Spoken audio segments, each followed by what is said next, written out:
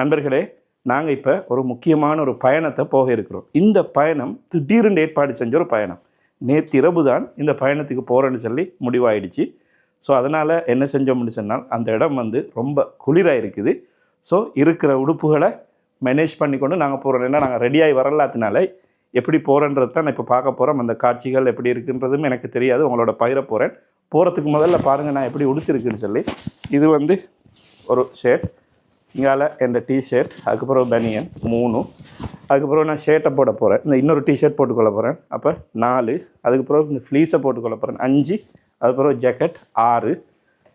இப்படி இதொண்டு இருக்குது குளிருக்கு போடுறது. அதையும் போட்டு 7 சொக்ஸ் போட்டுருக்கு. இந்த மாதிரி தடிப்பமான சொக்ஸு இன்னைக்கு வரைக்கும் அந்த சொக்ஸ் வருது.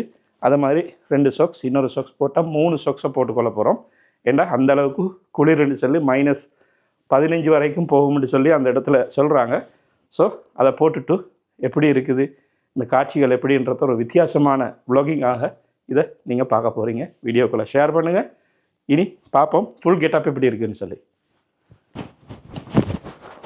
டிஷர்ட்டை போட்டாச்சு. அதுக்கு பிறகு ஃப்ளீஸையும் போடுறோம். நல்ல போமாக இருக்கும். வீட்டுள்ளுக்கே நல்ல போமாக இருக்குது. வெளியே எப்படின்னா 6. இப்போ இதை போட போகிறோம். இது ஒரு தேன்கூடு மாதிரி இருக்குது. இதையும் போட்டாச்சு மஃப்ளர் மாதிரி. போட்டு இது இதை இப்படி போட்டு எப்படி இருக்கு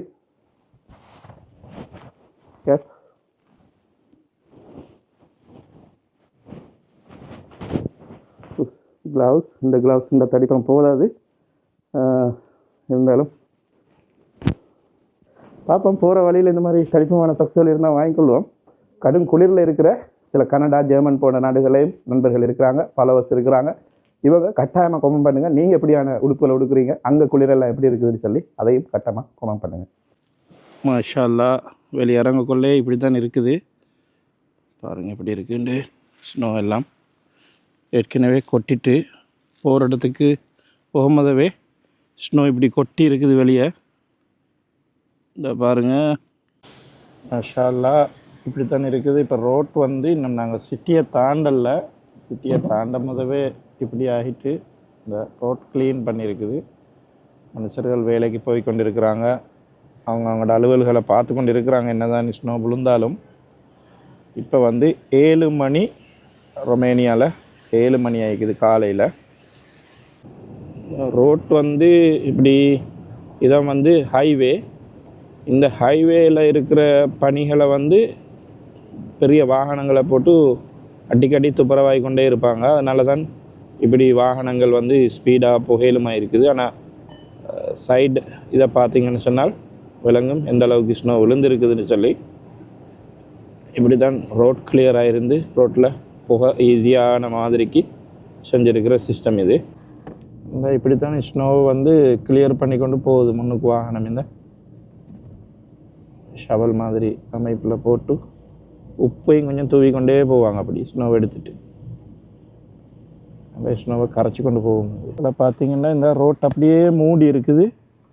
இந்த ரோட் மூடி இதால் போக இல்லாது. இப்போ நாங்கள் இந்த ரோட்டால் மாற்றி போய் கொண்டிருக்கிறோம். பார்ப்போம் எப்படி இருக்குதுன்னு சொல்லி. ரோமேனியாவிலே வாழக்கூடிய மக்கள் இது போன்ற மிகவும் பனி படரக்கூடிய நிலைமையிலே வாழ்வதற்கு பழகி கொண்டவர்கள். இந்த குளிரை எங்களால் தாங்கிவிட முடியாது. நாங்கள் யூகேயிலே இருந்தாலும் கூட இவ்வளவு பெரிய குளிரை தாங்குவதற்கான நிலைமையில் நாங்கள் இல்லை. இவ்வளவு குளிர் விழுவதும் மிக மிக குறைவாகவே இருக்கும்.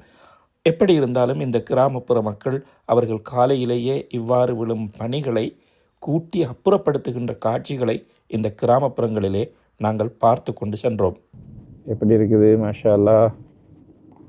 ஸ்னோ எல்லாம் விழுந்தபடி மரங்கள் எல்லாம் வெள்ளையா செதுக்கி வச்ச மாதிரி இருக்குது. இப்படியாக பாதைகளில் பனி விழும் நேரங்களிலே வாகனம் ஓட்டும் பொழுது மிக கவனமாக செல்ல வேண்டும்.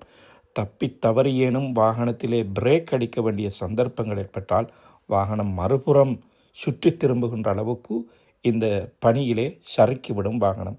ஆனால் மிகவும் நிதானமாக, மிகவும் மெதுவாக, மிகவும் கவனமாகவே வாகனங்களை ஓட்டிச் செல்ல வேண்டும் இவ்வாறான பாதையிலே. இது அழகான ஒரு சீனரியோட கடந்து போகிற ஒரு இடம் தான் இது. சைடால் ஆறு, இங்கால மலை, அது ரெண்டுக்கும் நடுவில் உள்ள ரோட்டால் போய் கொண்டிருக்கிறோம்.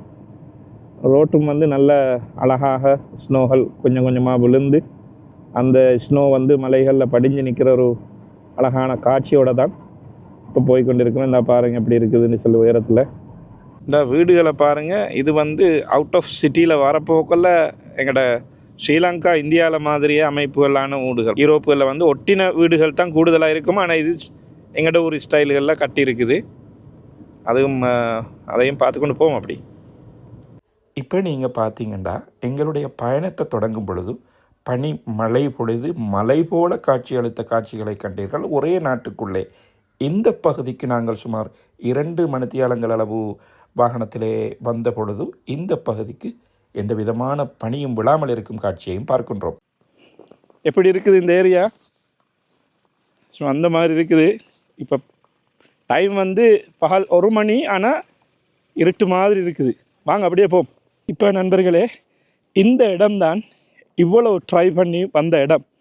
உண்மையிலே நாங்கள் காலையில் 6 மணிக்கு செக் பண்ணி பார்த்தோம். இந்த இடத்துல ஆப்ரேஷன் நடக்குதுன்னு சொன்னாங்க. அதே நேரத்தில் நாங்கள் வார நேரம் இடையிலையும் கூட செக் பண்ணினோம். ஆனால் திடீர்னு வந்தால் இப்படியான வெதர் மாறிச்சு. நண்பர்களே, இப்போ 6 மணியிலேருந்து புறப்பட்டு நாங்கள் வந்தது இந்த இடத்துக்கு தான். இந்த இடத்துல இருந்து இது ஒரு மலை, இந்த மலத்திலிருந்து இன்னொரு மலைக்கு வந்து கேபிள் கார் போகும். இது எப்படின்னு சொன்னால் சம்மரில் வந்து இந்த மலை கூடாக ரோட் இருக்குது, அந்த இடத்துக்கு போகலாம். இது ஒரு உலகத்திலேயே அழகான ஒரு ரோட் தான் அது. ஆனால் அது வின்டர் டைமில் மூடி இருக்கும். அதனால தான் இந்த இடத்துக்கு வந்து இந்த மலையிலிருந்து கேபிள் கார் எடுத்து அந்த மலைக்கு போகிறது. இப்போவே இப்படி அழகாக இருக்கிற பனி அந்த மலைக்கு போனால் எப்படி இருக்கும்? அந்த காட்சியை பார்க்கத்தான் வந்தோம். ஆனால் 6 மணிக்கு நாங்கள் செக் பண்ணினோம். வெதர் நல்லா இருந்துச்சு, இங்கே போகிறதுக்கான ஏற்பாடுகள் இருந்துச்சு. காற்று வந்தால் இங்கே கேன்சல் பண்ணுவாங்க. அதே மாதிரி திடீர்னு இப்படி மேகங்கள் மலையை மூடிக்கொண்டால் இந்த கேபிள் காரை கேன்சல் பண்ணுவாங்க. ஸோ அதனால் நாங்கள் இதுவரைக்கும் வந்தோம். இந்த காட்சிகளை உங்களோட பகிரணும். இது ஒரு அதிசயமான காட்சிகள், மிகவுமே காண அரிதாக கிடைக்கிற காட்சிகள் உங்களோட பகிரணும் வந்தோம். ஆனாலும் இதுவரைக்கும் தான் வர முடிஞ்சிச்சு. இனி இந்த உள்ள இங்கே காட்சிகளை பார்த்துட்டு நாங்கள் திரும்பிப்போம். மேலே இருந்து பார்த்தா இப்படி தான் விளங்கும் இந்த காட்சிகள் எல்லாம். வெண்மை நிறத்திலான வெள்ளை பனி விழுந்து இப்படி வெள்ளை விளையாண்டு காட்சியளிக்கக்கூடிய இந்த இருக்குது. மூடி இருக்குது. இந்த டிக்கெட் கவுண்டர் எல்லாமே மூடி இருக்குது. இங்கே ஏறி தான் போகலாம்.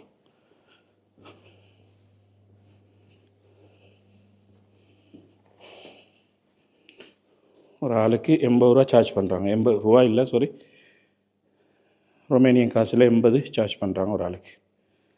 இப்போ பார்த்தீங்கன்னா இந்த பைன் மரங்கள் இப்போ பனி லைவாக விழுந்து கொண்டு இருக்கிறது தான் நீங்கள் பார்க்குறீங்க. இந்த பனி சில நேரங்களில் அடிக்கணக்கு உயரமாக விழுகிறதுக்கான சான்சஸ் இருக்குது. அதே நேரத்தில் இந்த மாதிரியான சரௌண்டிங் மலைகளுக்கு தான் இந்த கேபிள் கார் போய் எப்படி இருக்க முடியும்னா, இப்படி இந்த காட்சி இப்படி இருக்குதுன்னு சொன்னால் அந்த காட்சிகள் எப்படி இருக்கும்னு சொல்லி நீங்கள் கற்பனை செஞ்சு பாருங்கள், எப்படி அழகாக இருக்கும்னு சொல்லி. உலகத்தில் இது மாதிரியான இடங்கள் சில நாடுகளில் இருக்கும். ஆனாலும் நான் இந்த ரொமேனியாவுக்கு வந்ததுனால இந்த காட்சியையும் உங்களோட பகிரணும்னு தான் இவ்வளோ கஷ்டப்பட்டு நாங்கள் வந்து உங்களோட பகிர்ந்து கொள்கிறதுக்காக இந்த காட்சியை காட்சிப்படுத்தினோம். கடல் மட்டத்திலிருந்து சுமார் 6600 அடிகளுக்கு மேலால் மலைகளுக்கு மத்தியில் அமைந்திருக்கிற இந்த இடத்துக்கு பெயர் ரொமேனியாவிலே பலே லேக் என்று அழைக்கப்படுகிறது. இந்த இடத்துல குளிர் -15 இருந்த காரணத்தினால தான் நாங்கள் இவ்வளவு பாதுகாப்பான உடைகளோடு இங்கே வந்தோம். இனி இந்த வீடியோக்களை ஷேர் பண்ணுங்கள். உங்களுடைய கருத்துக்களையும் கட்டாயமாக எழுதுங்கள். இன்னொரு வீடியோவில் உங்களை சந்திக்கின்றேன். அது வரைக்கும் நான் ஹிஷாம்.